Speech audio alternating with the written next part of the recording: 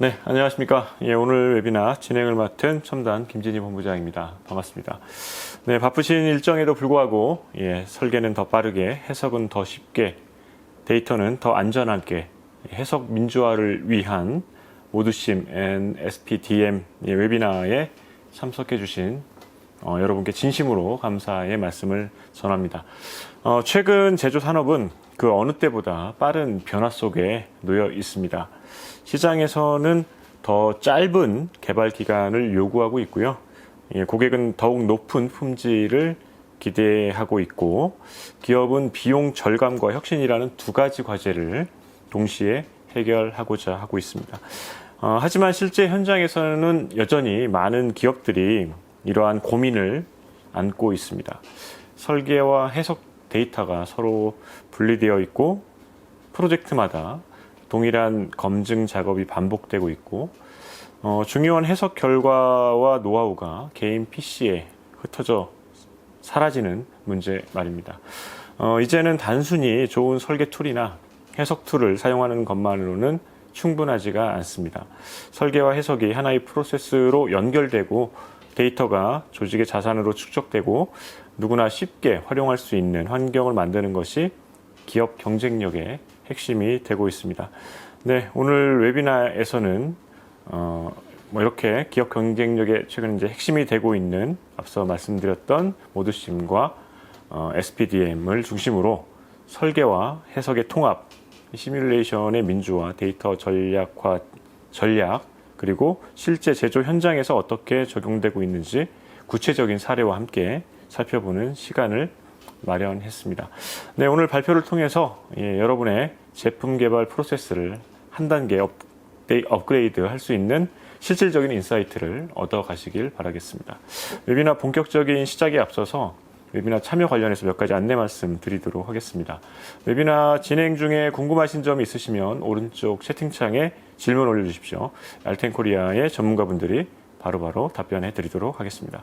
그리고 이제 본 웨비나를 시청하시고 설문지를 작성해 주신 분들 중에 제가 추첨을 통해서 50분께 도너츠 쿠폰 전달해 드리도록 하겠습니다. 적극적인 참여 부탁드리겠습니다. 네, 그럼 알텐코리아와 함께하는 웨비나 본격적으로 시작해 보도록 하겠습니다. 오늘 웨비나 함께 해주실 알텐코리아의 박창일 부장님 모시고 진행해 보겠습니다. 어서 오십시오. 안녕하세요. 네, 반갑습니다. 우선 시청하시는 분들께 간단하게 본인 소개 좀 해주십시오. 네, 안녕하십니까. 저는 알텐코리아에서 해석 업무 보고 있는 박창일이라고 합니다. 바쁘신 시간 내주셔서 감사드리고 좋은 자료로 좋은 도움이 될 수 있게끔 최선을 다해서 내용 전달 드리도록 하겠습니다. 감사합니다. 네. 오늘은 실제 현장의 경험을 바탕으로 이제 제조 기업들이 직면한 이런 엔지니어링 프로세스 한계와 이를 극복하기 위한 실질적인 이제 전략을 소개를 해 주실 텐데, 이제 본격적인 이제 발표에 앞서서 한두 가지 질문을 좀 드리고 시작해 보도록 하겠습니다. 최근에 이제 제조 기업들이 제품 개발 프로세스 혁신을 추진하면서 이제 가장 많이 겪고 있는 공통적인 어려움, 네. 그리고 이제 왜 지금 이 단계에서 설계와 해석의 통합 환경이 중요한 화두가 되고 있는지 먼저 설명이 좀 필요할 것 같습니다. 네, 두 가지 질문 주셨는데 네. 사실 그 질문은 하나로도 답변을 좀 드릴 수 있을 것 같습니다. 네. 사실은 결론적으로는 어떤 시스템의 인프라라든지 어떤 시스템적인 부분들도 있겠지만 사실은 인력적인 부분들이 가장 어려움들이 많이 있습니다. 그리고 사실은 이제 좋은 인력을 효율적으로 어떻게 활용할 건지 이 부분이 사실은 기업의 어떤 R&D 역량과 효율성과도 사실은 직결되기 때문에 사실 질문 주신 부분들은 인력적인 파워, 맨파워가 어떻게 돼 있고 사실은 그 부분들은 이제 대기업이냐 아니면 중소, 중견기업이냐에 따라서 그 맨파워의 그런 간극이 크기 때문에 사실은 이제 저희가 오늘 좀 설명드릴 3D 익스피리언스 플랫폼을 통한 이 민주화라는 것의 필요가 우리가 조금 더 가지고 있는 어떤 인력들을 어떻게 잘 효율적으로 쓸 수 있는지에 대한 고민에서부터 나왔습니다. 그래서 그런 내용들에 조금 집중해서 내용들을 좀 들어봐 주시면 현업적인 부분에서도 조금 통찰력이나 이런 아이디어를 얻어 가실 수 있지 않을까 생각이 듭니다. 그렇군요. 그렇다면은 이제 3D 익스피리언스라는 플랫폼 안에서 이제 모두심하고 SPDM 이게 통합 환경으로 이제 어쨌든 설명을 쭉 해주실 텐데, 그럼 이 솔루션들, 이 제품들을 누가 사용을 해야 예, 그만큼 뭐 성과를 얻을 수 있습니까? 예. 지금 뭐 뒤쪽에 내용이 있지만 이 3D 익스피리언스 플랫폼은 기본적으로는 원래는 전문가들이 사용을 했었어야 되는 프로그램이라고 보시는 게 맞습니다. 그리고 이제 나아가서 해석 민주화라고 하는 슬로건처럼 이제 전문가 영역을 넘어서서 일반 그 해당되는 제품 개발의 이해 관계자들도 전문가가 아닌 비전문가들도 어느 정도의 그런 해석적인 접근, 설계적인 접근들이 좀 가능할 수 있게끔 도와주는 그게 이제 익스피리언스 플랫폼의 어떻게 보면 가장 큰 가치, 밸류라고 보시면 될 것 같습니다. 그렇군요. 네, 알겠습니다. 네, 이렇게 두 가지를 통해서 이제 인트로 간단하게 진행을 해봤고요. 그럼 웨비나 이제 바로 시작을 해보도록 하겠습니다. 우선 뭐 알텐코리아가 어떤 회사인지 간단하게 소개부터 해주시죠. 네, 저희 알텐코리아는 전문 인프라와 단연간 축적된 설계 그리고 해석, 다양한 프로젝트 경험을 통해서 고객에게 차별화된 고품질 서비스를 제공하는 업체입니다. 그리고 저희는 이제 국내외적으로 많은 파트너사들이 있는데 이제 국내에선 대표적으로 현대차나 삼성전자와 같은 큰 대기업군들을 대상으로 하고 있습니다. 그래서 오늘 웨비나는 해석 민주화라는 주제를 가지고 저희만의 어떤 접근 방식을 통해서 인사이트를 제공해 드리려고 합니다. 회사 소개는 이 정도로 마무리하겠습니다. 네. 오늘 뭐 제가 앞서도 이제 조금 설명을 드렸지만 오늘 이벤트가 좀 있습니다. 네. 이벤트도 어떻게 직접 한번 설명을 좀 해주실까요? 그럴까요? 네. 알겠습니다. 이 부분을 뭐 같이 보시죠. 네. 네. 저희가 설문 작성을 통해 한 50여 분 정도 네네. 예, 그 던킨에서 나오는 기프티콘 어떤 설문들이 좀 설문 내용에는 좀 포함되어 있습니까? 설문 내용들은 사실 이게 얼마나 뭐 효율적이냐 이런 내용들 기본적인 내용들부터 네. 그다음에 실제적으로 어떤 환경에서 업무들을 보고 계시는지에 대한 좀 구체적인 질문들이 있을 것 같습니다. 알겠습니다. 어쨌든 설문 조사는 지금 시작부터 저희가 웨비나 이제 중간에 아마 오픈이 될 겁니다. 예, 오른쪽 채팅창을 통해서 저희 이제 운영자 분이 오픈을 하게 되면 그때부터 해주시고요. 설문 마지막까지 웨비나 마지막까지 설문에 응해주시면 저희가 50명을 추첨을 해서 따뜻한 지금 따뜻한 건 아니죠. 이제 시원한 음료수와 간식거리를 할 수 있는 기프티콘을 전달해 드리도록 하겠습니다. 네, 그럼 다음 장표를 보도록 하겠습니다. 다음 장표를 보니까 이제 오늘 그 웨비나의 이제 핵심 키워드인 것 같습니다. 네네, 맞습니다. 네, 뭐 키워드별로 간단히 좀 설명이 좀 필요할 것 같은데요. 네네. 뭐 키워드 세 가지로 제가 뽑아왔습니다. 그래서 이제 3D 익스피리언스 플랫폼이라고 하는 것이 첫 번째 키워드고요. 네. 두 번째로는 이제 모드심 그리고 SPDM인데 실제로 이 모드심이라는 어떤 사상 내지는 철학과 이 SPDM이라고 하는 시스템을 3D 익스피리언스 플랫폼을 통해서 실제로 구현이 되는 것입니다. 그렇기 때문에 사실은 이 모드심과 SPDM을 잘 이해하기 위해서는 이 3D 익스피리언스 플랫폼에 대한 기본적인 어떤 컨셉적인 내용들 그리고 GUI의 구성 이 정도 기본적인 어떤 이해가 있어야 이제 모드심이나 이제 SPDM에 대한 내용들을 조금 캐치업할 수 있기 때문에 이렇게 크게 세 가지의 키워드를 중심으로 좀 설명을 드릴까 합니다. 네, 알겠습니다. 그러면 우선 플랫폼 3D 익스피리언스 플랫폼에 대해서 하나씩 좀 심층적으로 살펴보도록 하겠습니다. 많은 기업들이 뭐 디지털 전환을 이야기하지만 정작 데이터는 여전히 부서별로 시스템별로 이제 분산되어 있는 경우가 많습니다. 네, 설계팀은 설계 데이터를 그리고 뭐 해석팀은 해석 데이터를 그리고 생산 부서는 생산 데이터를 각각 이제 관리를 하다 보니까 협업 과정에서 이제 많은 시간과 비용이 발생을 하게 되죠. 네, 이번에 이제 3D 익스피리언스 플랫폼 관련해서 이제 심층적으로 살펴보는 부분에서는 이러한 지금 말씀드렸던 이제 문제들을 해결하기 위한 기반 환경, 통합 비즈니스 혁신 플랫폼인 3D 익스피리언스 플랫폼에 대해서 살펴보도록 하겠습니다. 네, 설명 잘 주셨는데 제가 조금 더 구체적으로 설명을 스텝 바이 스텝으로 드리도록 하겠습니다. 이 3D 익스피리언스 플랫폼이라고 하는 내용은 사실은 이 제목부터 좀 충분히 그 3D 익스피리언스 플랫폼이 가지고 있는 캐릭터를 잘 설명하고 있습니다.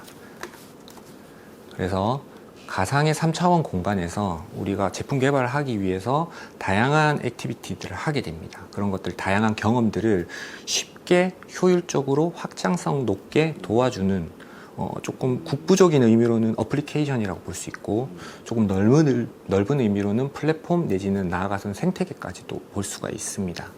사실은 3D 익스피리언스 플랫폼에 대해서 가장 잘 설명해주는 그 3D 익스피리언스 플랫폼의 철학을 가장 잘 나타내주는 것은 여기 중간에 보고 계시는 이 남색으로 표시가 되어 있는 아이콘입니다. 보시면은 이제 3D 라고 되어 있는데요. 이 3D 뭐냐면 우리가 어떤 제품을 생산하는 데 있어서 이 제품이 어떤 기능을 할 건지 어떤 역할을 할 건지에 대한 형상을 처음에는 이제 드로잉을 해주거나 스케칭을 해줘야 합니다. 그걸 저희는 이제 3D 모델링이라고 하고, 여기 3D 익스피리언스 플랫폼에 있는 앱들을 통해서 3D 모델링 작업을 하게 됩니다. 이거는 이제 설계 전문가들이 하게 되는 영역이다 라고 보시면 되겠고요. 그 다음에 이러한 다양한 솔리드웍스나 카티아 등등에 대한 앱들이 3D 익스피리언스 플랫폼에서 접근이 가능하게끔 되어 있습니다. 그러면은 이 3D 익스피리언스를 통해서 3D 모델링을 하게 되면 그 다음으로는 실제로 드로잉하고 그려놓은 3D 모델이 얘가 기능적으로 문제가 없는지, 뭐 간섭이 없는지 이런 다양한 것들을 검증을 하게 됩니다. 그런 검증을 우리가 옛날에는 실제로 어떤 실험 통해서 테스트 베드를 실제로 꾸며서 이제 그것들을 검증을 하게 됐는데, 지금은 이제 그렇지 않고 비용적인 문제 때문에 이제 가상 공간에서 그런 테스트들을 하게 됩니다. 그러한 것들을 해주는 것이 이제 시뮬레이션이라고 저희는 얘기를 하고, 여기 밑에 보시는 뭐 시뮬리아를 포함한 다양한 포트폴리오를 통해서 그러한 3D 모델링이 된 것들을 이제 검증을 하는 것이다 라고 보시면 되고, 그걸 이제 저희는 VR이라고 표기를 합니다. 그 다음에 3D 모델링과 그 다음에 이 시뮬레이션 결과들은 사실은 한 번에 설계가 나오고 한 번에 검증이 되는 것이 아니고 반복적으로 계속 리비전을 하게 됩니다. 그러면은 그 말인즉슨 다양한 데이터들이 다양한 방식으로 쌓인다는 거거든요. 그럼 이 데이터를 어떻게 잘 관리하느냐라는 문제가 또 이제 문제가 될 수 있습니다. 그래서 여기 있는 인포메이션 인텔리전스 앱들을 통해서 어떤 설계 정보나 해석 정보, 시뮬레이션 정보들을 잘 서칭하고 리비전 관리를 한다든지 이런 것들로 이제 R&D 전체적인 개발 과정이 흘러가게 됩니다. 그리고 이제 이 개발을 하는 데 있어서 실제로 전문가들, 뭐 해석 전문가든 설계 전문가를 제외한 이해 관계자들도 지금 이 개발이 어느 정도까지 와 있고 스테이터스 체크들이 필요하게 됩니다. 그런 부분들을 할 수 있게끔 도와주는 이 협업 공간 제공하는 소셜 콜라보레이티브 앱들이 있습니다. 뭐 대표적인 포트폴리오로는 여기 보이시는 에노비아가 있는데요. 그래서 길게 말씀을 드렸지만 3D 모델링부터 시뮬레이션, 그리고 데이터 관리, 그리고 협업 공간을 실시간으로 할 수 있게끔 도와주고, 그를 통해서 다양한 어떤 R&D 개발에 있어서 효율이라든지 확장성을 제공해 주는 것이 이 3D 익스피리언스 플랫폼의 밸류다라고 보시는 게 맞을 것 같습니다. 그러면 이 3D 익스피리언스 플랫폼이 이제 제가 앞서서 설명드린 것들은 어떤 밸류나 조금 오버럴한 관점에서 조금 컨셉적인 내용들이었다고 한다면, 지금 이 장표는 어떤 것이냐? 그러면은 3D 익스피리언스 플랫폼을 어떻게 쓸 건데? 라는 거죠. 우리가 업무를 보실 때 뭐 이렇게 웹브라우저 같은 것들 많이 씁니다. 뭐 인터넷 익스플로러나 뭐 구글의 뭐 크롬 같은 것들 많이 써서 서칭을 하는데, 우리 3D 익스피리언스 플랫폼도 동일하게 이 웹브라우저를 통해서 창을 띄우고, 그 다음에 나한테 주어진, 내가 설계자다 하면 설계자에게 주어진 계정이 있고요. 해석자다라고 하면 해석자에게 주어진 계정이 있습니다. 그 계정에 따라서 각각의 역할들이 부여가 되는데, 그 계정 정보를 통해서 로그인을 하게 되죠. 그 다음에 로그인을 하게 되면 말씀드린 것처럼 그 계정에 맞는 역할들이 부여가 이미 되어 있습니다. 그럼 그 앱들을 선택을 하게 되고요. 그러면은 그 앱에 맞는 창이 뜨면서 내가 원하는 설계 작업을 한다든지 해석 작업을 한다든지 이렇게 되는 큰 세 가지 꼭지로 접근을 할 수 있다, 이렇게 보시면 됩니다. 여기서 좀 핵심은 뭐냐? 실제로 로그인을 하고 앱을 선택하는 문제는 간단한 문제죠. 근데 이제 내 일을 하는 데 있어서 두 가지의 채널이 있습니다. 첫 번째로는 전문가들이 많이 사용할 수 있는 네이티브 앱이라고 하는 이 인터페이싱이 있고요. 그 다음에 일반 유저들이 좀 사용하기에 적합한 이제 웹 브라우저 앱인데 이걸 줄여서 저희는 웹 앱이라고 얘기를 합니다. 그래서 네이티브 앱과 웹 앱이라고 하는 두 가지의 어떤 방식으로 이제 3D 익스피리언스 플랫폼에 접근을 해서 각자의 역할에 따라서 업무들을 볼 수 있다라고 보시면 되고, 지금 이제 사실 이 네이티브 앱과 웹 앱이 이 뒤쪽에 있는 모드심과 SPDM의 내용들을 그대로 꼭지를 그대로 갖고 가는 부분이기 때문에 이것들을 좀 잘 기억해 주시는 것이 중요합니다. 그 다음으로는 제가 설명드릴 부분은 이제 모드심에 대한 내용인데요. 모드심은 뭐 많이 들어보셨을 것 같긴 한데 이 모델링과 시뮬레이션을 이제 합해 놓은 합성어입니다. 3D 모델과 이제 시뮬레이션, 해석을 하는 시뮬레이션을 합해 놓은 것이고, 이게 이제 설계자들을 위한 해석이다라고 보시면 되고, 이제 이게 사실은 아까 말씀 주셨던 그냥 사일로 같은 부분들 때문에, 그리고 아까 인력을 어떻게 우리가 운영할 건지에 대해서 제가 짧게 뭐 의견을 드렸는데, 그런 부분들 때문에 이제 만들어진 어떤 현업의 요구에 의해서 만들어진 철학이라고 보시면 됩니다. 그러면은 이제 3D 모델링을 하는 사람도 그렇고 이 시뮬레이션을 하는 사람도 그렇고 그 분야의 전문가들이거든요. 그렇기 때문에 이제 우리가 모드심을 얘기할 때는 이 네이티브 앱에서 모든 작업들이 다 일어납니다. 그리고 이제 뒤에서 좀 설명을 드리겠지만 SPDM 같은 경우에는 일반 유저들을 대상으로 하는 부분들도 있기 때문에 네이티브 앱과 웹 앱이 둘 다가 이제 하이브리드로 이제 운영이 된다. 이렇게 이해해 주시면 될 것 같고, 지금 이제 살펴볼 것은 이 모드심입니다. 모드심 말씀드린 것처럼 이제 우리 설계 전문가 분이 계시고요. 그 다음에 해석 전문가 분이 계십니다. 실제 작업들은 지금 대부분의 큰 회사든 작은 회사든 제가 이 프로젝트를 하러 들어가 보면 대부분 아직도 이렇게 구성은 되어 있습니다. 있고 파트들이 나눠져 있고, 그로 인해서 이제 그레이존이 생기고 사일로가 당연히 있는 건 어쩔 수 없는데, 지금 저희가 모드심이라고 하는 거는 말씀드린 대로 이 설계자들이 하는 그런 다양한 설계 업무들을 진행을 했을 때 실제로 이게 제품으로 나왔을 때 문제가 없는지를 이제 옆에 오른쪽에 있는 애널리스트 해석을 통해서 검증을 하거든요. 근데 기능적으로 문제가 있다라고 판단이 되면 이게 다시 3D 모델링을 하시는 전문가들에게 리비전이 들어가게 됩니다. 그러면 이게 한 차례, 두 차례, 세 차례, 보통은 우리가 제품 개발을 하는 데 있어서 새로운 제품이다, 뭐 페이스리프트 같은 거 아니고 실제로 뭐 신차를 개발한다든지 이렇게 되면 너무 많은 N차의 그런 리비전을 거치게 됩니다. 그렇게 되면 이제 사실은 여러 가지 로스들이 시간부터 뭐 다 모든 로스들이 있기 때문에 이제 이 모드심, 3D 익스피리언스가 제공하는 이 모드심의 철학을 통해서 모델링을 어떻게 하느냐 하면 3차원 모델, 그러니까 3D 설계자, 전문가죠. 전문가와 이 해석자가 이 하나의 통합이 된, 통일된 3D 익스피리언스 플랫폼 GUI 상에서 실제로 그 모델링 작업과 해석 작업을 동시에 자동으로 할 수 있는 그런 인터페이싱을 3D 익스피리언스 플랫폼에서는 제공을 하고 있습니다. 그래서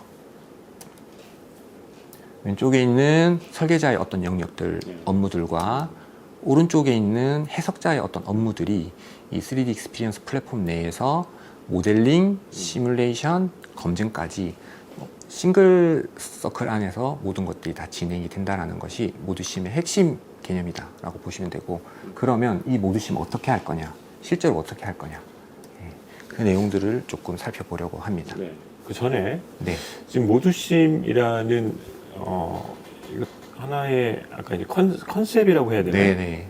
철학. 네. 철학? 컨셉. 네. 컨셉. 이게 앱 솔루션이라고 봤을 때요? 앱이나 솔루션? 네, 그렇죠. 어플리케이션 솔루션인데 아까 제가 네네네. 그거 짧게 설명을 드렸는데 이게 조금 로컬한 관점에서 보면은 어플리케이션이다, 소프트웨어다라고 이야기할 수 있고요. 네네. 이 모드심을 기반으로 해서 그것들을 조금 더 브로드하게 확장을 하게 되면 그게 바로 플랫폼이 될 수 있는 부분이다라고 이해하시는 게 좋을 것 같습니다. 이거 그러니까 어쨌든 그 앱이라고 일단 얘기를 하고, 네네. 이게 그 2020년도 2023년 4년 이때 네. 나온 건가요? 아, 개념은 나온 지가 상당히 오래돼요. 아, 개념은 나온 지가 오래됐고, 네, 이제 네. 이 플랫폼에 구현된 지는 네, 구현된 지는 그래도 그것도 한 6, 7년 이상 6, 7년 됐습니다. 됐어요. 네, 꽤 오래됐습니다. 네. 그러면 이 모드심을 이제 아까도 이제 간단하게 설명을 해주신 부분이 있는데 설계자가 사용을 하느냐, 네네. 해석자가 사용을 하느냐. 네네. 예. 일단은 기본적으로 모드심의 사상은, 철학은 설계자를 위한 해석입니다. 그렇기 때문에 설계자분들과 이 해석자분들 사이에 어떤 그레이 존이 있는데 이 부분들을 사실은 설계자 입장에서는 열심히 설계를 해서 넘겼는데 그렇죠. 해석적인 부분에 있어서 검증이 패스가 되지 않고 다시 오면은 좀 현업을 하는 부분에 있어서 어려움이 사실은 많거든요. 네네. 그렇기 때문에 이제 그러한 부분들을 완전히 없애지는 못합니다. 하지만 이제 뭐 10번 작업할 거를 한두 번의 작업으로 줄일 수 있는 부분이 있다라고 보시면 되고, 두 번째로는 모드심을 설계자만 그러면 위한 해석 어플리케이션이냐, 사실 그렇게 보기도 어렵습니다. 왜냐하면 3D 익스피리언스 플랫폼 내에 들어있는 다양한 기능들이 고급 해석자들도 쓸 수 있는 기능들이 충분히 내재가 되어 있기 때문입니다. 그래서 오늘 좀 설명드릴 부분은 어드밴스된 내용들보다는 설계자들을 위한 해석의 관점에서 설명을 드리려고 합니다. 이렇게 어쨌든 제가 이해한 네네. 바로는 어쨌든 전통적인 제품 개발 방식에서는 설계가 완성된 이후에 해석이 진행되다 보니까 네네. 그런 계속 번거로운 것들로 인해서 많은 수정들이 네네, 일어나고 맞습니다. 비용들, 시간들이 많이 발생을 했다. 네네. 어쨌든 최근에 설계 단계에서부터 이제 시뮬레이션을 함께 수행하는 방식이 그 새로운 좀 표준으로 네네. 자리 잡고 있다. 이렇게 보면 될까요? 네네, 맞습니다. 그리고 이제 뭐 자리 잡아가고 있는 중이고, 자리 말씀하신 잡아가고 대로 있다. 네. 이제 그게 어쨌든 오랜 기간 동안 이제 투루프 사이클, 그러니까 별개로 구분해서 설계자들과 해석자들이 별개로 구분된 그런 각자의 스페셜티를 가지고 했기 때문에 완전히 없어지진 않고요. 하지만 이제 그렇게 방향으로 가야 된다는 거는 사실은 확정적인 거죠. 지금도 어쨌든 그렇게 이제 그런 추세는 있는데 여전히 예, 아직도 많이 있습니다. 이제 현업단에서. 이렇게 분리돼서 네네. 진행되고 있다. 이렇게 말씀을 하시는군요. 알겠습니다. 어쨌든 모드심을 통해서 이제 그렇게 이제 설계와 이제 해석이 이제 하나의 프로세스로 이제 통합되는 뭐 새로운 개발 방식, 네네. 뭐 이렇게 네, 저희는 패러다임 이제, 시프트라고 주장을 그렇죠. 합니다. 네네. 패러다임 시프트가 일어나고 있다. 예, 그러면 이제 어떻게 좀 또 사용하고 해야 네, 되는지. 네네. 실제로 제가 이제 뭐 어떤 컨셉적인 부분들을 많이 설명드릴 수 있지만 조금 더 현업단에서 조금 도움이 될 만한 부분들이 뭐가 있을까 고민을 했고, 실제로 어떤 구현이 되는 부분들을 좀 가지고 이제 설명을 좀 드리려고 합니다. 지금 여기 보시는 거는 우리가 독일의 유명한 B사의 비클 휠 모델의 일부입니다. 이 초도 해석이 된 초도 설계가 된 것이고요. 그다음에 이 휠이 우리가 뭐 차량 보시면 아시겠지만 사실 이렇게 되어 있지 않고 중간중간 이렇게 구멍이 송송송송 나 있습니다. 휠들이. 그래서 여기 지금 파란색으로 표기된 부분들이 우리가 설계를 하고자 하는 설계 관심 영역이다 라고 이해해 주시면 되겠습니다. 그래서 보통 통상적으로 우리 설계자분들은 다양한 어떤 3D 익스피리언스 플랫폼이나 카티아, 뭐 솔리드웍스와 같은 이 3D 전문 모델러를 이용해서 이러한 방식대로 스케치도 하고 그다음에 드로잉을 하게 됩니다. 근데 우리가 설계자들의 어려움이 뭐냐면 이런 다양한 지금 녹색으로 표시된 부분들을 좀 자세히 보면 다양한 설계 변수들이 있습니다. 설계 변수 첫 번째 R14라고 되어 있는 첫 번째, 두 번째, 세 번째, 네 번째, 다섯 번째, 여섯 번째 등 제가 6개만 찍었지만 사실 되게 수십 개의 설계 변수들이 우리가 설계를 하는데 있습니다. 그럼 이 설계 변수를 어떻게 결정할 거냐? 이건 사실은 설계자의 경험이나 노하우이거든요.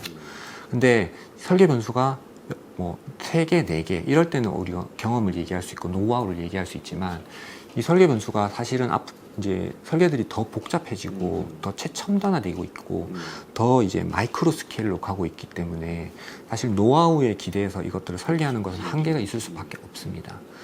이제 그렇기 때문에 이러한 설계 변수들을 우리가 조금 더 어떻게 나의 직감, 경험이 아닌 뭔가 정량적인 분석을 통해서 이것들을 잡아갈 거냐 하는 거에 관심을 가질 수밖에 없고요. 그걸 하기 위한 것이 사실은 모드심의 핵심이기도 합니다. 그래서 지금 이제 뒤쪽에서 볼 부분들은 이 제가 설명을 드렸던 이 6개의 파라미터를 자동으로 어떤 최소 범위와 최대 범위를 잡아놓고 그다음 어떤 기준에 부합하게끔 얘들을 이 범위 내에서 흔들어 보면서 이 기준에 적합한지 아닌지를 자동으로 이터레이션, 반복해주는 그게 바로 모드심의 핵심이고, 이 방식에 대해서 우리가 구체적으로 지금 이제 보려고 합니다.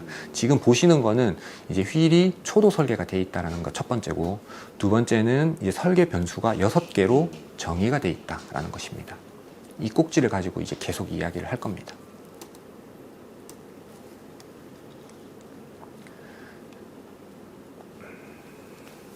보시면은 제가 설명드린 것처럼 6개의 그 설계 변수가 있다고 말씀드렸고, 조금 작아서 불편하실 수는 있는데, 여기가 총 레디우스 1번부터 6개 이렇게 파라미터 보입니다. 파라미터 보이고, 이게 지금 뭐냐면 한 번 더 보일 텐데, 이 파라미터 치수를 내가 임의로 바꾸면 그 바꾼 거에 부합하게 형상이 자동으로 업데이트가 됩니다. 이것들은 이제 지오메트리가 파라메트리 모델링이 되어 있어야 합니다. 이 파라메트리 모델링이 되어 있으면 이제 지금 하는 것은 이제 초도 해석 스펙을 가지고 간단한 정적 해석을 하는 단계입니다. 그래서 계산을 하게 되고 결과가 나오죠. 이제 결과가 나올 텐데, 결과가 나오면 우리가 다양한 것들을 볼 수 있습니다. 얘가 부러질 건지 안 부러질 건지, 얘가 내가 생각한 것보다 딱딱할지 안 할지 변이죠. 그 다음에 얘가 얼마나 무게가 나갈지, 이 다양한 것들을 볼 수 있는데, 이런 결과들을 통해서 이 비클 휠의 기능적인 부분들을 검증을 하는 겁니다. 예. 그래서 만약에 차량이 달리다가 돌아가다가 바퀴가 빠진다든지, 얘가 갑자기 주저앉는다든지 하면 기능적인 문제가 발생하는 거기 때문에, 그런 부분들을 지금 해석을 통해서 검토를 하는 거다라고 보시면 되겠습니다. 그래서 아까 보셨던 게 이제 해석을 진행을 했을 때 나온 결과라고 보시면 되고요. 지금 이제 지금 이제 여기서 보여드릴 이 애니메이션은 뭐냐 하면, 아까 말씀드렸던 6개의 그 인풋들을 이제 최소값과 최대값을 범위를 지정해 놓고 그 안에서 흔들어 보는 세팅을 하고 있는 겁니다. 그래서 총 6개의 파라미터들을 선택해서 OK 하면은, 여기 보시면은 미니멈 값과 맥시멈 값을 세팅해 주는 거죠. 그럼 저기 안에서 파라미터들이 자동으로 이제 바뀌어 가는 겁니다. 그러면서 이터레이션을 하면서 목적 함수하는 그 기준, 목적 함수에 부합하는지 안 하는지. 지금 보시는 거는 파라메트릭 모델링이 되어 있으면 이렇게 게이지를 올리거나 내리거나 하면 그거에 따라서 지금 지오메트리 형상이 바뀌는 게 보입니다. 네. 그렇게 세팅을 해주고요. 그럼 그 다음에 해야 될 것이 뭐냐? 우리가 흔들어 볼 입력 설계 변수들은 세팅이 됐으면, 그 다음에는 그 기준, 나는 뭐 어떤 강도 이상이 되어야 하고, 변이는 너무 많이 찌그러지면 안 되고, 무게는 몇 킬로 이상이 넘어가면 안 된다라는 그런 기준들을 세워야지 그 기준에 맞게 설계 변수들이 움직이는 거거든요. 근데 지금 요 보시는 거는 이제 그 기준들을 세워주는 작업이다라고 보시면 되고,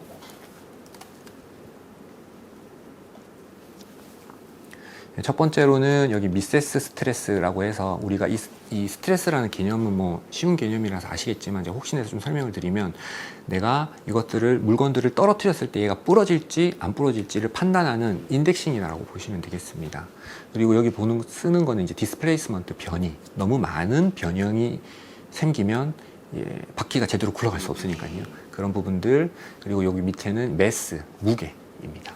그래서 요 세 가지를 우리는 목적 함수로 두는 거죠. 이 기준이라는 거죠. 이 세 가지의 기준점을 갖고 이 인풋 값들을 흔들어 보는 겁니다. 네. 그리고 지금 이제 그 세팅이 이제 기본적으로 된 거고요. 네.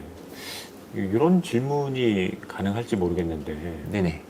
어쨌든 그 목적 함수가 세 가지, 네. 어쨌든 기준이 있고, 그 값을 나름대로 지정을 해서 이제 이렇게 흔들어준다 이렇게 네네. 말씀하셨는데, 요즘 AI가 이제 많이 네네. 적용이 되고 있는데, 네. 지금 말씀하셨던 부분들은 다 사람이 지정을 해서 일단 맞습니다. 진행을 해야 되는 부분들인데, 네네. 그런 것들을 충분히 AI를 활용을 네. 해서 이제 어쨌든 다 정해져 있으니까, 네. 예. 그렇게 해도 이제 앞으로 이제 가능하지 않을까. 그거는 충분히 네. 가능한 부분이라고 저도 생각합니다. 그죠? 네. 근데 아시겠지만 AI라고 하는 것이 학습 데이터가 있어야 그렇죠, 되거든요. 그렇죠. 맞습니다. 근데 이 학습 이 지금 예를 들어 보고 계시는 예제인 비클 휠에 대한 학습 데이터를 우리 기업의 자산인데 그걸 오픈할 수 있는 기업이 있을까 하는 게 사실은 첫 번째 허들이라고 볼 수 있고요. 그 다음에 그 설계단은 워낙 다양한 시나리오들이 많이 있습니다. 네네. 그렇기 때문에 그거를 우리가 결정론적으로 뭔가 학습을 시킬 수 있는 그 기준이 되는 데이터를 네네. 어떻게 생성할 거냐 하는 문제가 사실은 있습니다. 그래서 이건 조금 질문 주셨으니까 그건 좀 다른 이야기인데, 그래서 요즘은 이제 어떤 우리가 뭐 클로드라든지 네네. 뭐 GPT라든지 다양한 뭐 AI 서비스들이 많이 있지 않습니까? 그것들을 우리의 데이터를 내어놓지 않고 우리 그죠. 보안 내에서 네네네. 우리의 로컬한 AI를 어떻게 인프라를 만들 수 있을까 하는 부분에 있어서 되게 많은 관심들을 기업에서 맞습니다. 가지고 있습니다. 네네. 가지고 있고, 저도 이제 뭐 개인적으로 그런 부분에 관심이 많아서 그런 것들을 제 나름은 그런 것들을 만들어서 조금 제 개인의 어떤 AI를 가지고 있는 상태이고요. 제가 하고 있는 분야에 대해서 그런 부분들이 있고, 다시 질문 주신 걸 좀 돌아가면 사실은 이런 것들을 구현할 수 있는 기술들은 이미 나와 있습니다. 근데 이제 어떤 데이터, 어떤 데이터를 넣어줄 수 있냐, 네. 그리고 그 데이터 어떻게 우리가 어디까지 오픈할 거냐, 그 네. 문제가 조금 있다라고 그렇죠. 보시면 어쨌든 될 것 이게 같습니다. 아까도 이제 말씀하셨지만 이 사람이 또 하나씩 하는 네네. 작업이다 보니까 네네. 사람은 오류가 나올 수밖에 없잖아요. 그렇죠. 맞습니다. 예, 이제 그런 부분들 때문에 네네. 말씀하셨던 대로 이제 폐쇄적으로 어쨌든 AI를 학습을 시켜서 네네. 충분히 이제 활용할 수 있지 않을까라는 맞습니다. 예, 그거는 일반론적인 생각인 것 같습니다. 네, 충분히 그렇고, 근데 우리가 사람이 입력하는 데에는 당연히 에러가 있고요. 근데 AI의 할루시네이션은 어떻게 할 거냐는 문제도 사실은 있기 때문에 네. 사실은 지금으로서는 좀 현실적인 방안으로서는 사실은 어떤 충분한 설계, 어떤 특정 모델, 특정 이 제품에 대한 충분한 지식을 가진 전문가가 모두심으로 접근하는 것이 어떻게 보면 현실적인 거고, 제가 말씀드리고 싶은 부분은 모두심이 답이다라고는 사실은 뭐 저도 이 자리에 와서 모두심을 설명한 사람이지만 이게 답입니다라고 얘기하기는 조금 어렵고요. 모두심도 해야 되는 부분이라고 생각하고, AI를 통한 설계 자동화 부분들도 해야 될 부분이라고 저는 생각하고, 이게 병렬적으로 가야 되는 부분이 아닐까, 저는 그런 생각을 가지고 있습니다. 알겠습니다. 어쨌든 제가 여기까지 어쨌든 끼어들었고요. 네네. 다 이어서 또 설명을 좀. 그래서 지금 우리가 아까 조금 다시 좀 설명을 리마인드를 좀 해드리면, 우리가 설계 변수들이 6개가 있었고, 그 다음에 3개의 목적 함수를 가지고 이 목적 함수에 부합할 수 있는 어떤 설계 변수들을 범위를 주고 흔들어 보면서 자동으로 이제 우리가 원하는 값들이 나오는지 나오지 않는지를 지금 확인하고 있는 단계다라고 보시면 되겠습니다.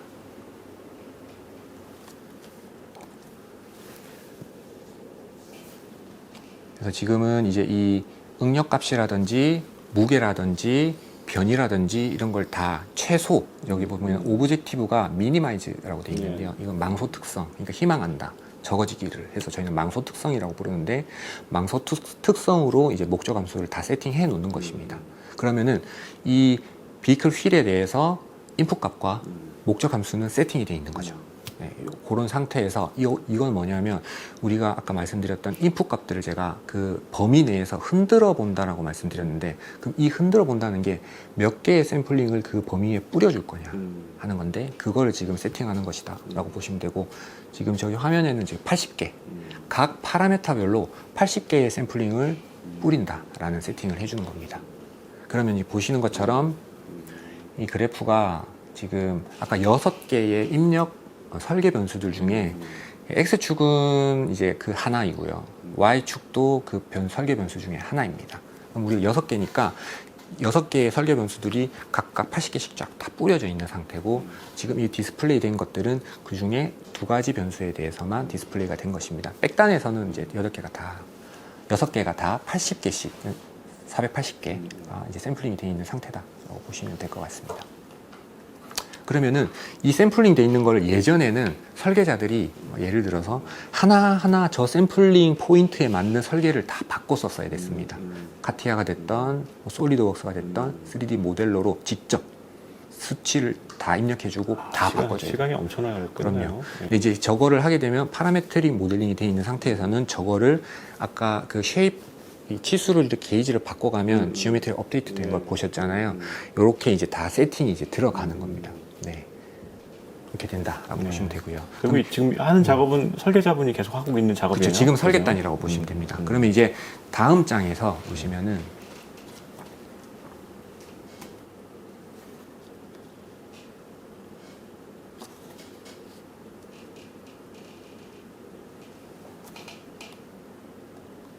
네, 잠깐. 그 아까 뿌려놓은 샘플링이 이제 다 계산이 된 걸 제가 캡처한 것입니다. 네, 보시면은 왼쪽 편은 지금 그래프처럼 보이는데요. 이게 아까 전에 저희가 세팅했던 목적 함수들입니다.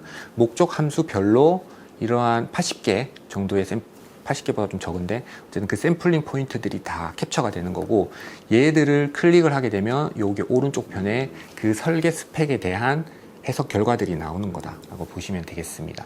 그리고 이 해석 결과에 이건 컨투어 결과이고, 컨투어 외의 상세한 결과들은 이 오른쪽 편에 있는 창에서 보시면은 디스플레이스먼트 변이, 무게, 그 다음에 응력 값들을 다 확인할 수 있고, 그 6개의 그 설계 변수의 수치들도 다 직접적으로 확인할 수 있습니다.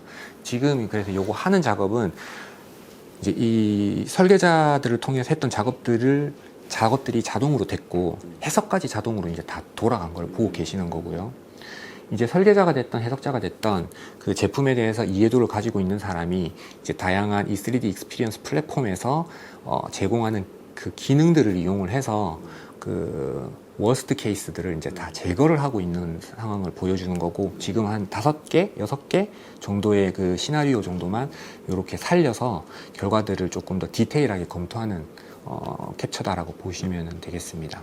그래서 보통은 한 그 케이스마다 다른데 이렇게 한 3가지 정도로 이제 결과를 이렇게 떨어뜨려 가지고, 이거를 결과는 오케이, 그럼 지오메트리, 흔드는 지오메트리에 대한 해석 결과는 떨어진 것이고, 이 결과를 이제 3D 모델로 거꾸로 이제 익스포트 하는 단계들도 이제 뒤에 나오게 됩니다. 그래서 한번 쭉 이제 제가 설명을 중간중간 드릴 테니까 한번 기능이라든지 이런 것도 좀 보시면서 제가 첨언 드리도록 하겠습니다. 그래서 결론적으로 지금 선택된 하나의 그 베스트 캔디데이트를 선택을 한 거죠. 그리고 보시면은 여기 이제 제너레이티브 어터너티브라고 해서 이제 우리가 지금 현재 기준으로 베스트한 스펙이라고 판단하는 애를 하나를 찍어서 얘를 다시 CAD 파일을 만들어주는 지금 작업을 하는 단계다라고 보시면 되겠습니다. 예전에 이거 다 설계자들이 그려졌어야 됐던 부분인데 이렇게 자동적으로 이제 하고, 지금 여기 오른쪽 하단은 그 결과들이 이제 런이 되고 있다라는 것들을 보여주고 있습니다.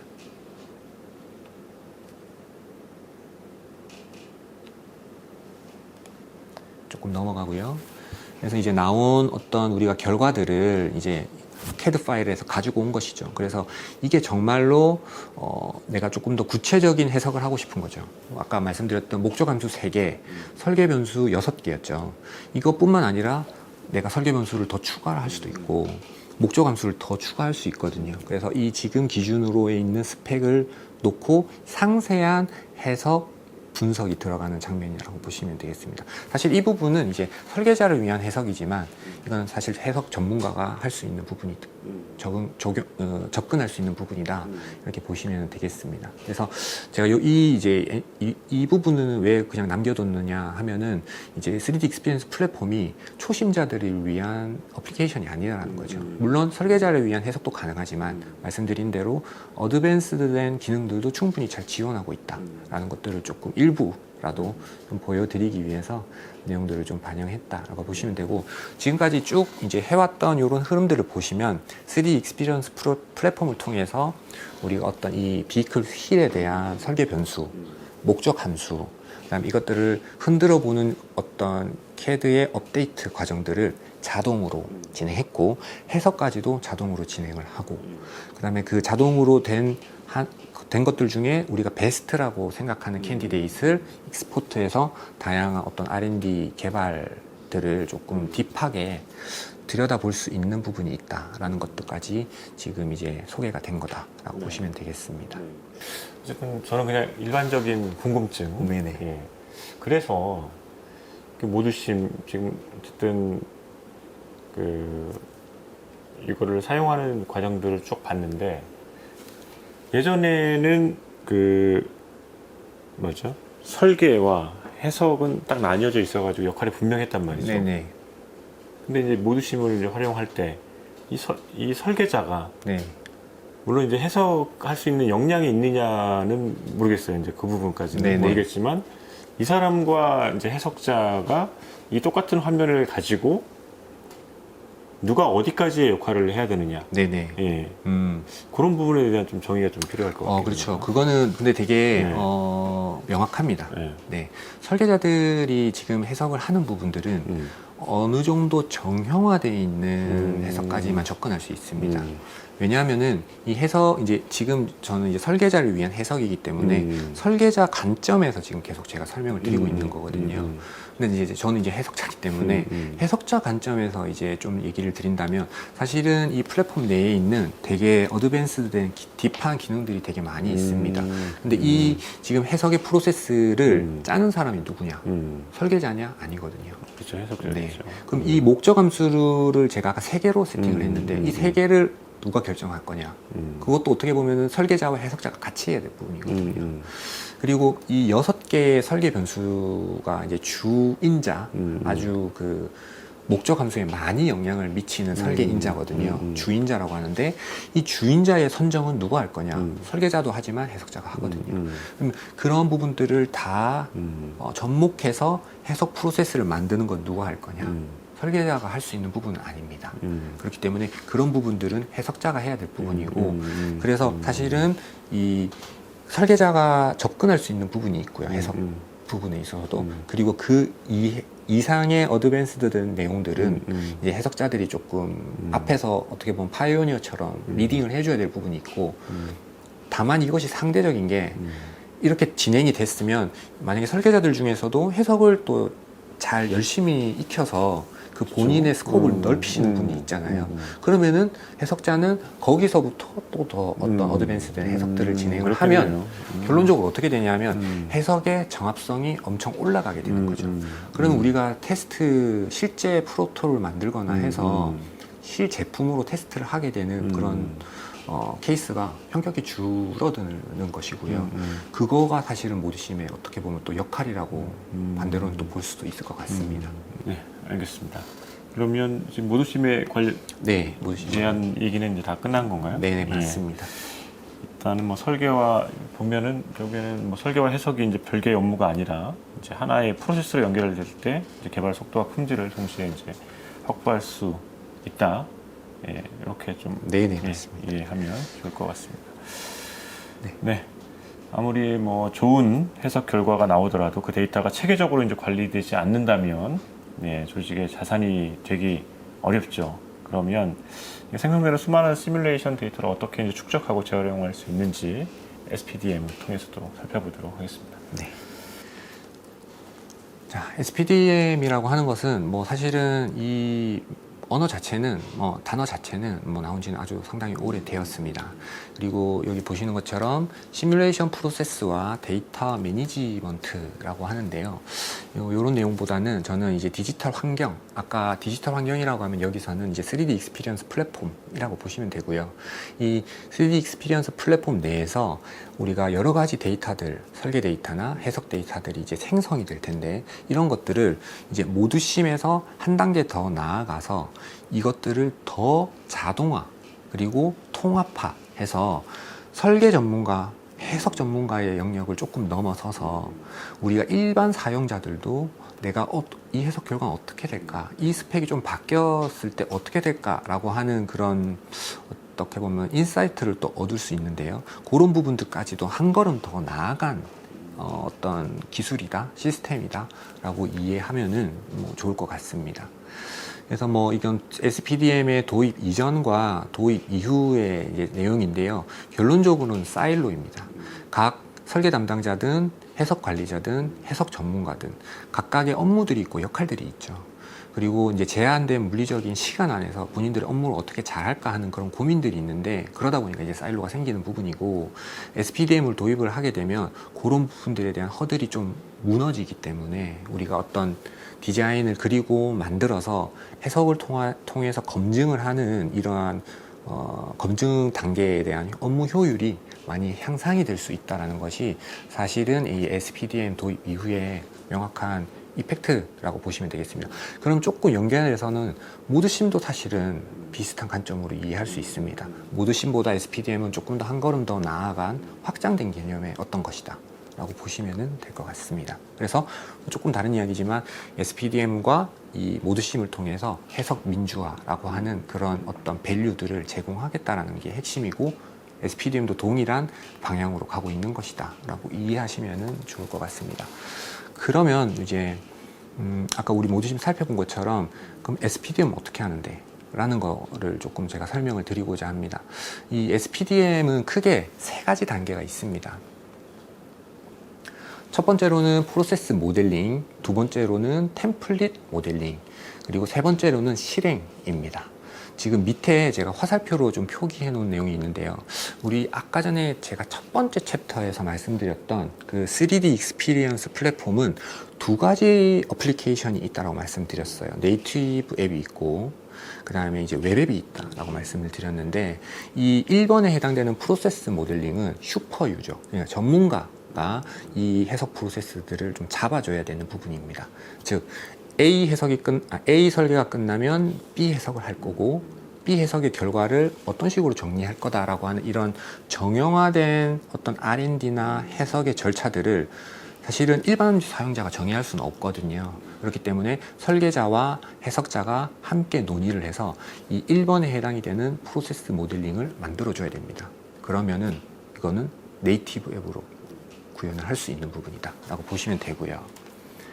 어떤 식으로 되는지 한번 보시면, 정형화되어 있는 절차가 있다라고 하면 이렇게 어떤 액티비티 안에 다양한 컴포넌트, 저희는 저걸 어댑터라고 하는데, 어댑터를 넣어가지고 이러한 어떤 루틴한 R&D 절차들을 이렇게 디파인 해주고 모델링을 하는 것입니다. 네이티브 앱을 통해서 활용을 한다라고 보시면 되겠습니다.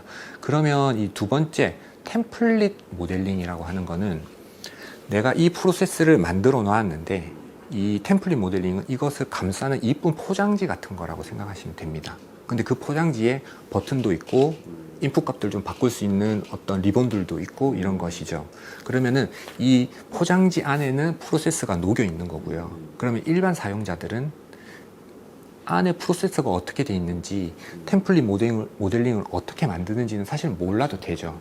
우리가 마치 항공기나 차량을 타고 다닐 때 그 기본적인 펀더멘트를 모르는 것처럼 이용만 하는 거지 않습니까? 그래서 1번과 2번은 2번은 템플릿 모델링이라고 해서 이 사용자들이 쓰기 좋게끔 GUI를 만들어주는 역할을 하는 애고, 그거를 이제 우리 3D 익스피리언스 플랫폼에서는 저기 나와 있는 것처럼 프로세스 익스피리언스 스튜디오라고 하는 이제 웹앱입니다. 웹앱을 활용을 해서 이제 슈퍼 유저들이 만들어주게 됩니다. 그러면은 세 번째 단계인 템플릿 실행, 즉 그 프로세스가 녹여져 있는 이쁜 그 상품 포장지를 내가 리본도 누르고 내가 원하는 방식으로 입맛에 맞게 세팅을 해서 런만, 여기 지금 보시면은 런만 딱 누르게 되면 백단에서 이 프로세스들이 흘러가게 되는 겁니다.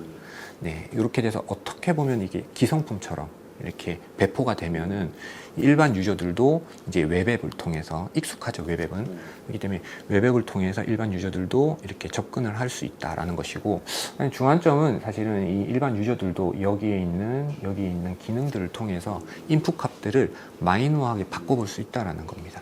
네, 그 정해져 있는 해석 절차이긴 하지만 그 안쪽으로 들어가는 인덱스나 파라메터들을 조금 아주 적극적이진 않지만 그래도 부분적으로는 접근해서 좀 바꿔볼 수 있다는 거고, 만약에 그거를 조금 더 자유도를 넓혀서 많은 파라미터들을 일반 유저들도 핸들링하고 싶다 하면은 프로세스 모델링에 가서 그것들을 수정을 하면 되는 거거든요. 전문가들이 수정을 해서 다시 템플릿 모델링을 만들어서 배포를 해주면은 그 기능들이 점점 고도화가 되는 거죠.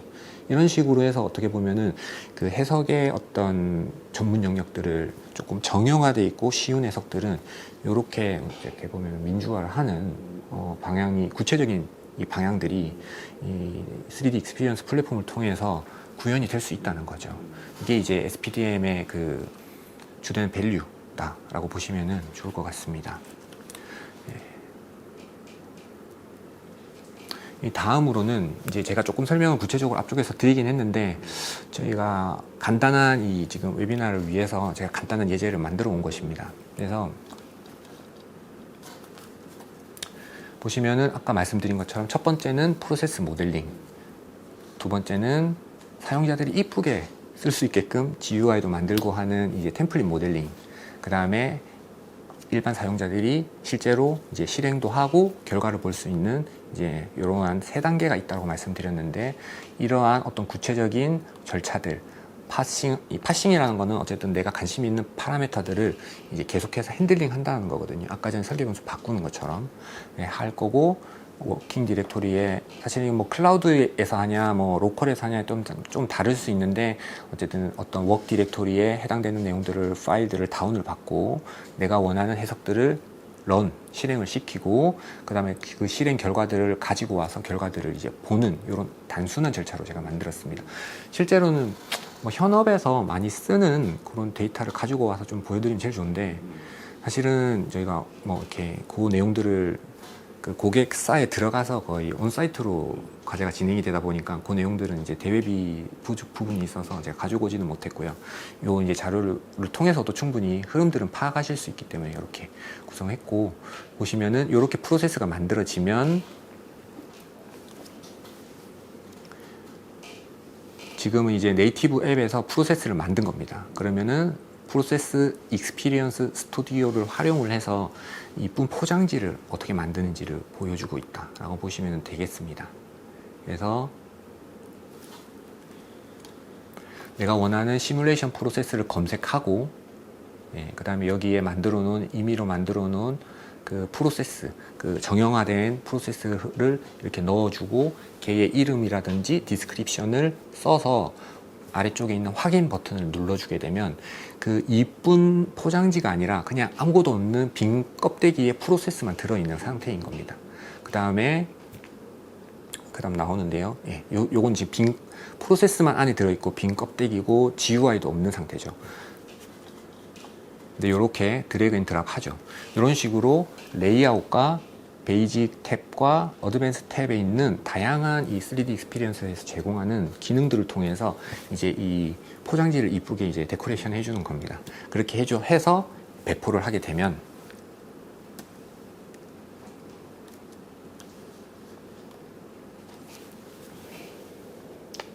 이거는 이제 GUI를 통해서 포장지가 다 만들어져 있는 상태에서 이제 퍼포먼스 스터디라고 하는 웹 앱입니다.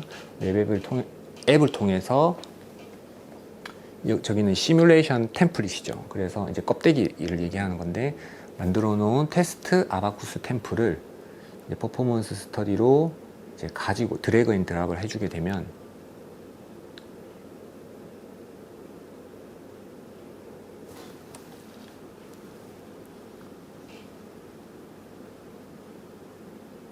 드래그 앤 드랍을 해주게 되면 이 예쁜 포장지가 쌓여 있는 이제 프로세스를 다 머금고 있는 예쁜 포장지가 나오는 거죠. 이거는 제가 이제 이 웨비나를 위해서 이렇게 간단하게 좀 심플하게 만든 내용인데, 이거보다 훨씬 더 이제 정교하고 조금 구체적으로 사실은 GUI를 만들긴 합니다. 그래서 이러한 식으로 해서 인풋 값들을 여기 있는 애들 인풋 값들을 세팅해 주면 런을 돌리게 되고, 그러면 결과값이 나오면 여기에 다양한 아웃풋들을 볼 수 있는 겁니다. 이런 식으로 하게 되면 지금 이 보신 전체적인 절차가 이 SPDM의 3단계에 거의 코어를 다 보신 거라고 생각하시면 됩니다. 이거를 얼마만큼 잘, 그리고 조금 나이스하게 구현을 할 거냐, 그리고 좀 더 딥한 내용들을 담을 거냐 하는 문제이지, 전체적인 스토리는 충분히 이해가 되실 수 있게끔 이렇게 구성이 되어 있는 거라고 보시면 되겠습니다. 그래서 결론적으로는 이 SPDM을 통해서 제가 뭐 반복적으로 말씀을 드렸는데, 효과라고 보시면은 이제 우리가 시뮬레이션 데이터 검색, 관리, 재사용들이 이제 아주 쉬워지고 효율적이게 되고요. 그 다음에 나아가서는 이제 3D 익스피리언스 플랫폼의 넷5스나 이런 것들을 통해서 데이터 추적성 같은 것들도 관리가 가능합니다. 그래서 결론적으로는 해석 업무 효율이 상승이 되고, 개발의 전반적인 어떤 내용들의 프론트 로딩이, 그러니까는 레프트 시프팅, 그 전체적인 그 개발 기간을 앞쪽으로 당길 수 있는 그런 효과는 결론적으로는 이제 코스트 이노베이션을 가지고 오는 결과를 가지고 온다라고 이해해 주시면 될 것 같습니다. 그래서 여기까지 해서 SPDM에 대한 내용들까지는 좀 설명을 드렸고요. 그럼 제가 이제 마지막으로 조금 결론까지는 아니지만 결론을 좀 내드리면, 그러면은 모드심 그리고 SPDM 핵심은 결과적으로 걔들을 통해서 하고자 하는 거는 해석 민주화이거든요. 근데 아시겠지만 이 해석 민주화의 기본은 데이터입니다. 3D 모델링 데이터든 해석 데이터든 데이터가 기반이 돼야 되거든요. 그럼 사실 요즘 데이터 하면 자연스럽게 떠오르는 것은 AI입니다. 그래서 저희 다소 시스템도 동일하게 이 3D 익스피리언스 플랫폼이라고 하는 이 큰 생태계에서 생성이 되는 데이터들을 어떻게 AI 제너레이션을 할 거냐 하는 부분들에 대한 고민을 지금 많이 하고 있습니다. 그래서 실제로 저희가 이제 버추얼 컴퍼니언이라고 하는 컨셉을 지금 저희가 가지고 있습니다. 그래서 이게 뭐냐면 좀 간단하게 설명드리면, 얘도 결론적으로는 해석 민주화로 가겠다라는 거고요. 모드심 SPDM이 있었듯이 이 버추얼 컴퍼니언을 통해서 우리가 생성형 AI를 쓰듯이 설계도 생성형 AI를 이용하고 해석도 생성형 AI를 이용을 하겠다라는 것이 주된 내용입니다. 그래서 그 분야에 따라서 또 그 생성형 AI의 컬러에 따라서 아우라가 있고 이제 레오가 있고 마리가 있습니다. 그래서 아우라는 전체적인 어떤 매니징 관점에서 좀 관리를 하는 오버롤한 그런 AI 컴퍼니언이라고 보시면 되고요. 레오 같은 경우에는 레오나르도 다빈치 거기서 따왔다고 제가 알고 있습니다. 그래서 엔지니어링 쪽으로 조금 특화되어 있는 부분이라 보시면 되고, 마리는 이것도 마리퀴리 과학자죠. 그래서 요 이제 마리는 어떤 난리지나 펀더멘탈에 조금 특화되어 있는 이런 내용들이라고 보시면 되겠습니다.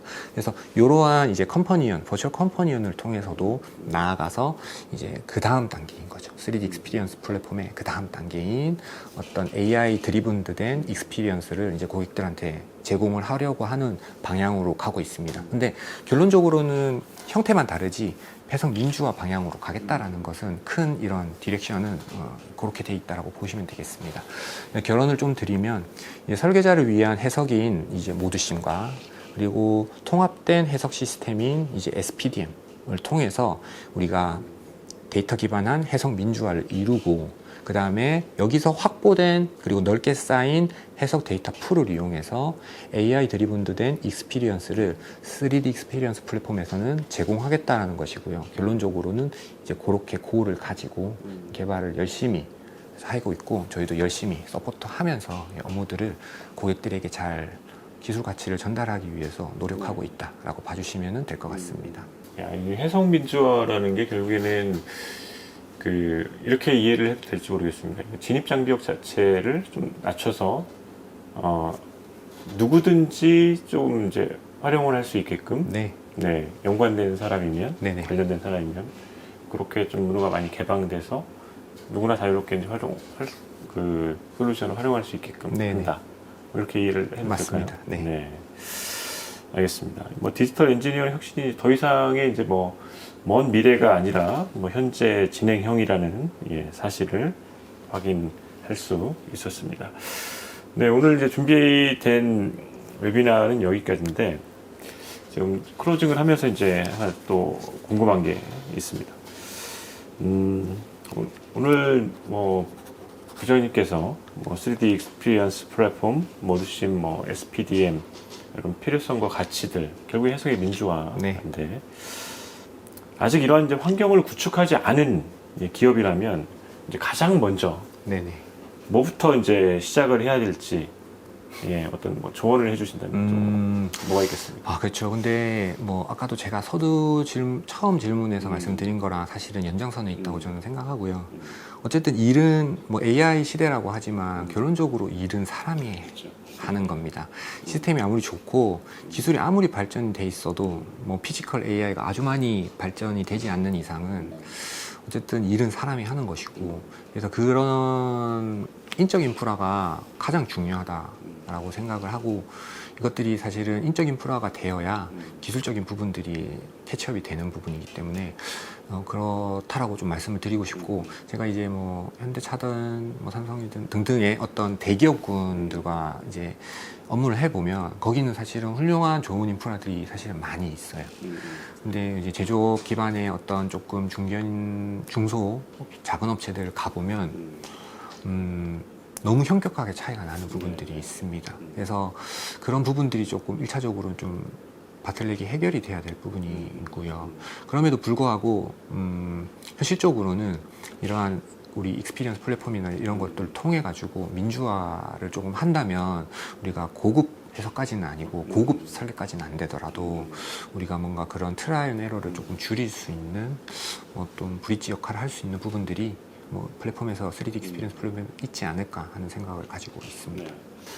그런 준비되지 않은 기업들은 뭐 컨설팅을 우선 받아봐야 되지 맞습니다. 않을까요? 컨설팅을 받아보고요. 그다음에 저희가 이제 그렇게 조금 기술적인 부분들이 좀 그러니까 도움이 필요한 업체 같은 경우에는 그 업체 대상으로 저희가 그 업체 고객이나 처음에 저희 고객이 된 대상으로는 POC나 BMT를 활용합니다. 그래서 저희 전문가들이 붙어서 그 해상되는 취급하고 있는 제품에 대한 해석은 이런 순서로 진행하셔야 됩니다라고 하는 어떻게 일종의 가이드를 드리고 그 절차를 좀 만들어 드립니다. 그럼 그 절차를 갖고서 이제 그 해석을 따라 하시면서 조금 더 새로운 내용들이 추가가 되면 저희한테 이제 컨설팅을 받고 이러면서 기술 내재화를 뭐 많이 하고 계십니다.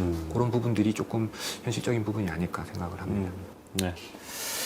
네, 알겠습니다. 네, 설계와 이제 해석이 얼마나 이제 긴밀하게 연결되어 있는지, 그 시뮬레이션 데이터가 얼마나 체계적으로 이제 관리되고 있는지, 그리고 축적된 엔지니어링 지식을 얼마나 효과적으로 활용할 수 있는지, 어쨌든 해석 민주화가 얼마만큼 진행되고 있는지가 이제 앞으로의 기업의 경쟁력을 중요하는 또 중요한 요소가 되지 않을까 생각을 해봅니다.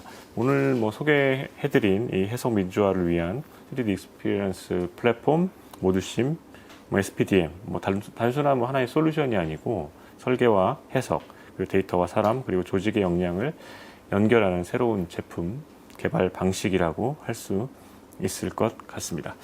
네, 오늘 이제 웨비나가 여러분의 조직이 보다 빠르고 정확하고 효과적인, 효율적인 제품 개발 환경을 구축하는 데 좀 의미 있는 인사이트가 되셨길 바라겠습니다.